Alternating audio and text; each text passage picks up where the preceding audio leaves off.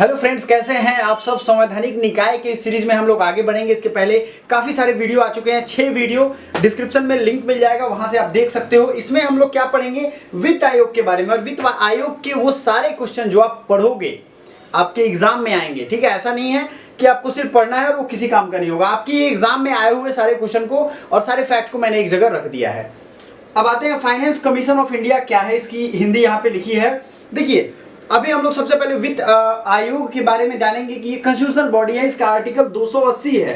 ये आपके एग्जाम में सबसे ज्यादा जरूरी चीज जो है वो यही है कि आर्टिकल 280 आपके वित्त आयोग के बारे में बताता है। भारत का वित्त आयोग एक संवैधानिक निकाय है। समकालीन आवश्यकताओं के बाद केंद्र और राज्य सरकारों के बीच कर राजस्व आवंटित और वितरित करने के लिए इसको स्थापित किया गया है। देखिए, अभी ऐसा हमारे देश में सिस्टम है कि बहुत सारे टैक्सेज केंद्र वसूलती है, बहुत सारे जो टैक्सेज हैं वो राज्य लेती हैं, लेकिन इनका बंटवारा कैसे होता है। आपने जीएसटी का नाम सुना होगा, जीएसटी भी पढ़ेंगे, जीएसटी काउंसिल भी हम पढ़ेंगे। तो इसमें टैक्स तो वसूले जाते हैं, बट उसमें आईजीएसटी भी है ना, दोनों का बंटवारा होता है, एसजीएसटी भी है। तो ये कैसे होता है, इसका बेसिक चीज यहाँ पे बनाया जाएगा। करंट के साथ ये अपडेटेड होने वाला है लेक्चर। क्यों? क्योंकि देखो, अभी रिसेंट में वित्त आयोग का गठन किया गया था। समझने की कोशिश करो आप। आर्टिकल 280 कॉन्स्टिट्यूशनल बॉडी है, कंफ्यूज नहीं होना है। पहला क्वेश्चन यही पूछा जाता है कि निम्नलिखित में से कौन सा कॉन्स्टिट्यूशनल बॉडी है। तो आपको ये मिल गया कि कौन सा कॉन्स्टिट्यूशनल बॉडी है। वित्त आयोग संघीय और राज्य सरकारों की वित्तीय स्थिति का आकलन करना है, उनके बीच वितरण, करों का वितरण की सिफारिश करता है। क्या करता है ये? कर जो होते हैं, जो टैक्स वसूले जाते हैं, उसकी सिफारिश करता है, रिकमेंड करता है। इंग्लिश वाले बच्चे जो होंगे वो यहाँ देखेंगे क्या करता है, recommends the distribution of taxes between them, sets out the principle of the distribution of taxes. अब एक तो होता है बांट देता है, ठीक है, वितरित कर देता है, कुछ प्रिंसिपल बनाता है। प्रिंसिपल का मतलब क्या है, इसी प्रिंसिपल, इसी नियम कानून को फॉलो करके वो टैक्स बढ़ते हैं। ठीक है, तो वो भी यही करता है, सिफारिश करता है। सिफारिशों का उद्देश्य सार्वजनिक व्यय की गुणवत्ता में सुधार करना और राजकोषीय स्थिरता को बढ़ावा देना भी है। ये दोनों चीजें हैं। अब इसमें अभी का रिसेंट का जो फाइनेंस कमीशन बना था 2025 तक ये वैलिड है, आपको मालूम है 25-26 तक ये रहने वाला है। The members of finance commission of India consist of chairman and 4 other members. इसमें क्या होते हैं, एक अध्यक्ष होते हैं, 4 सदस्य होते हैं। अध्यक्ष आयोग का नियंत्रण अपने हाथ में लेता है, उसकी गतिविधियों का निगरानी करता है, क्योंकि वो अध्यक्ष है। वर्तमान में भारत के वित्त आयोग के अध्यक्ष कौन है? नंद किशोर सिंह, एनके सिंह शॉर्ट में इन्हें कहते हैं। आपको कमेंट करके बताना ये कितने नंबर के वित्त आयोग हैं। करंट अफेयर्स में आपने बहुत बार पढ़ा है। वित्त आयोग के अन्य 4 सदस्य कौन कौन है? अजय नारायण झा, अशोक लहरी, अनूप सिंह, डॉक्टर रमेश चंद। ये 4 लोग इंक्लूडेड हैं। ये इन्हीं चारों का नाम मैंने दिया है। प्यारे दोस्तों, इसकी पीडीएफ आपको हमारे टेलीग्राम ग्रुप पे मिल जाएगी, और व्हाट्सएप ग्रुप हमने बनाया है जिसपे बहुत सारे स्टडी मटेरियल हम भेजते रहते हैं। वित्त आयोग के सचिव जो है श्री अरविंद मेहता, ये फाइनेंस सेक्रेटरी होते हैं जो हमारे, ये होते हैं इसके, ठीक है, ये आपको समझना पड़ेगा। तो फाइनेंस सेक्रेटरी जो होते हैं वो ऑटोमेटिकली इसके सचिव हो जाते हैं, क्योंकि ये फाइनेंस का मैटर है। अब ये जो 4 लोग थे, ये किसी न किसी बैकग्राउंड से आए थे। ये 4 लोगों की मैं बात कर रहा हूं, तो इनकी क्या कैटेगरी है, कहां से याद लिए जाते हैं, एलिजिबिलिटी ऑफ मेंबर्स, इनकी क्या योग्यता है, क्या 10वां पास होना चाहिए, या फिर इनके जो है वो कौन सी कैटेगरी है। देखिए, पहला जो इनका होना है वो aside the chairman 4 other members जो हैं वो फाइनेंस कमीशन के निम्नलिखित क्राइटेरिया को पूरा करने होंगे। जैसे पहला जो व्यक्ति होगा वो होगा अ जज of the high court who is qualified enough in the field of finance और experienced in financial matters is eligible to be appointed. पहले तो वो जज की एलिजिबिलिटी रखता हो, फाइनेंस के मैटर में वो क्वालिफाइड हो। बहुत सारे ऐसे जजमेंट आते हैं जो फाइनेंस के मैटर में आते हैं। पहली चीज, a member is eligible to be part of the finance commission if he has specialised knowledge of finance and handling account. दूसरा जो होगा फाइनेंस एंड अकाउंट को हैंडल करने वाला, इसको बहुत अच्छा ट्रिक से मैं आपको याद कराऊंगा। देखिए, एक जो होगा वो हाई कोर्ट के जज की क्वालिफिकेशन होगा, दूसरा फाइनेंस एंड अकाउंट संभालने वाला होगा, तीसरा जो होगा वो होता है प्रशासन के साथ साथ वित्तीय और आर्थिक मामलों का व्यापक ज्ञान होना चाहिए, यानी a person having broad knowledge and experience in the financial and economic matters। वहाँ फाइनेंस एंड अकाउंट है, यहाँ फाइनेंस एंड इकोनॉमिक मैटर्स है।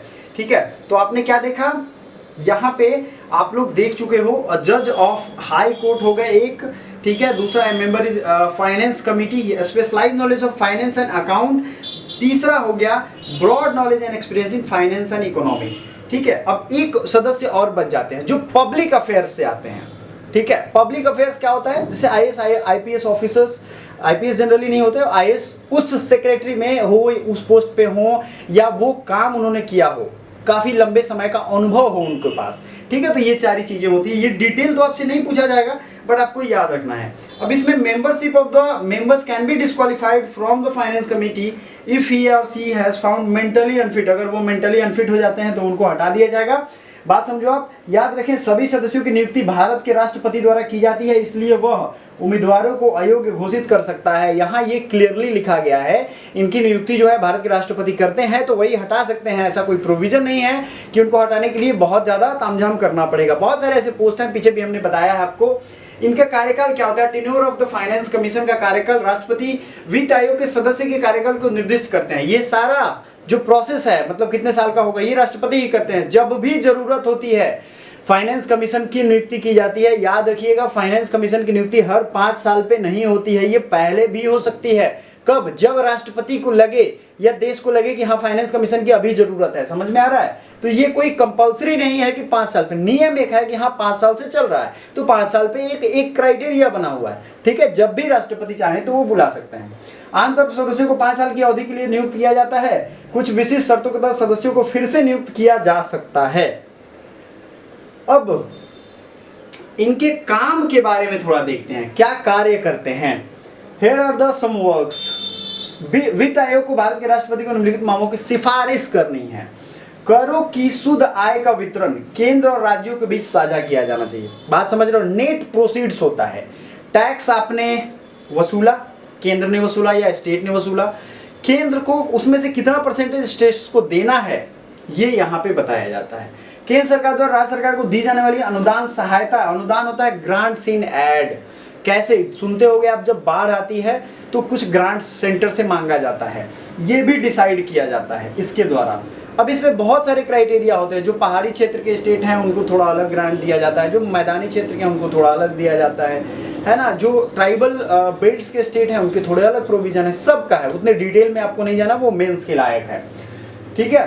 या ऐसा कोई मामला जो राष्ट्रपति उनको देते हैं कि हाँ इस बात पे आप बताओ। राज्य में पंचायत और नगर पालिकाओं के संसाधन को पूरक के लिए उनके लिए भी कितना निधि जाना चाहिए, उसके विस्तार के लिए क्या रिकमेंडेशन होना चाहिए, ये वित्त आयोग सिफारिश करता है।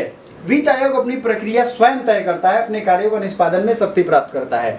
मतलब उसके काम को कैसे करना है वो खुद डिसाइड करता है, उसके ऊपर कोई अथॉरिटी नहीं है एक्सेप्ट कौन? राष्ट्रपति, ठीक है। हर 5 साल में वित्त आयोग केंद्र और राज्य सरकारों के बीच करों के वितरण के आधार और राज्यों को सहायता अनुदान करने में नियंत्रित सिद्धांतों को निर्धारित करता है। यही चीजें यहाँ पे लिखी हुई हैं। Powers in the performance of its function.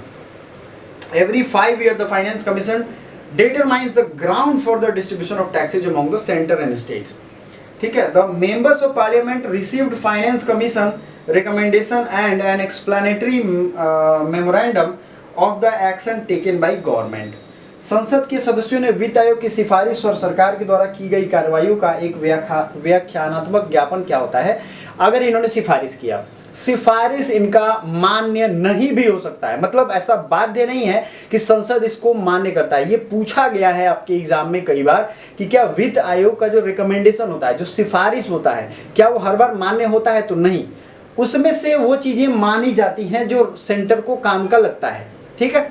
लेकिन कुछ ऐसी भी चीजें होंगी जो नहीं मान्य होती हैं, तो वो मजबूरी में उसे मानना उन पे नहीं है, ठीक है। ये चीजें आपको याद रखना है। ये रिकमेंड कर सकता है, मानना ना मानना किसके ऊपर है? सेंटर के ऊपर है, केंद्र के ऊपर है। तो ये चीजें आपको मानना है। लेकिन इसमें एक प्रोविजन है, संसद में अगर वो चीजों को हम नहीं मानते हैं तो उनको एक्सप्लेनेटरी व्यू वहां पे देना पड़ेगा।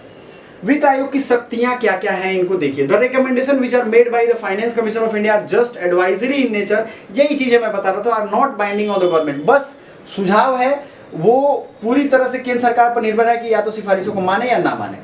आदर्श रूप में अगर हम देखें, यह कहना सही होगा कि यह संविधान में लिखित या निर्धारित नहीं है कि वित्त आयोग द्वारा दी गई सिफारिशें भारत सरकार को बाध्य करती है या राज्यों के पक्ष में कानूनी अधिकार को बढ़ाने के लिए सिफारिश की गई है। जैसे बताता हूं आपको, अगर उसने डिसाइड कर दिया कि चलो 40% इस वित्त आयोग का निर्धारण था, अगला वित्त आयोग आया उसमें उसने रिकमेंड कर दिया कि 45% इसने स्टेट्स को देना चाहिए टैक्स में से, 40 से बढ़ा दिया, तो स्टेट्स तो बल्ले बल्ले हो जाएंगे, तो वो केस करने चले जाएंगे, हाँ भाई इसने तो रिकमेंड किया है, आप मुझे 45% दो।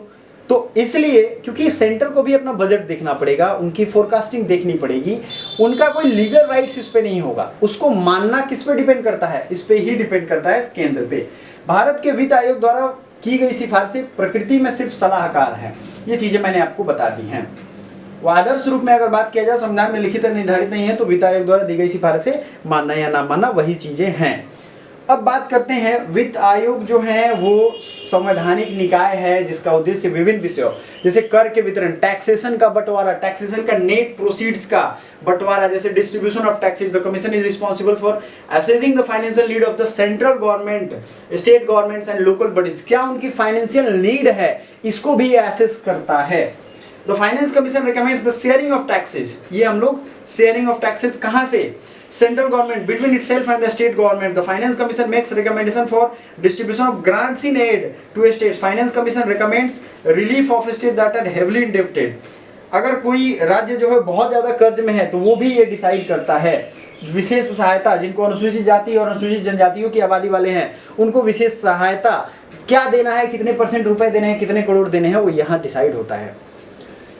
अब इनके रिपोर्ट के बारे में क्या है, देखिए ये राष्ट्रपति को प्रस्तुत की जाती है। ये रिपोर्ट किसको करेंगे? इनकी नियुक्ति राष्ट्रपति के द्वारा होती है, तो ये सारे रिपोर्ट प्रस्तुत करेंगे राष्ट्रपति को।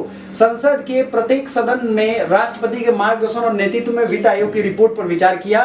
भारत के वित्त आयोग द्वारा प्रदान की गई सिफारिशों के परिणाम स्वरूप निम्नलिखित कदम उठाए गए हैं। अब वही चीजें हैं जो हमने आपको वहां बताई थी, जैसे इसमें कर और शुल्कों का बंटवारा, तो ये सिफारिश ये देते हैं। राष्ट्रपति को सिंपल से कहा गया है यहाँ पे, लागू किए जाने वाले कार्यकारी आदेश केंद्रीय सहायता और ऋण राहत के पेट्रोलियम मोड पे, एक्चुअली ये पेट्रोलियम मोड नहीं है, ये एग्जीक्यूटिव ऑर्डर्स को इम्प्लीमेंटेड शेयर ऑफ प्रॉफिट और petroleum mode of central assistant and डेब्ट relief government agency are not bound by the recommendation given by the finance commission. सरकारी एजेंसियां इसके लिए बाध्य नहीं है, यह पूरी तरीके से सरकार पर निर्भर है, क्योंकि भारत सरकार चाहे तो ही हो पाएगा। तो ये फाइनेंस कमीशन की जो भी यहाँ पे थी वो तो मैंने आपको पढ़ा दिया, इसकी PDF भी आपको मिल जाएगी। अगला जो हमारा होने वाला है वो हम लोग फंडामेंटल ड्यूटी पढ़ने वाले हैं, और पीछे जो हमने पढ़ा है वो अटॉर्नी जनरल और CAG, controller and auditor general, ये सारे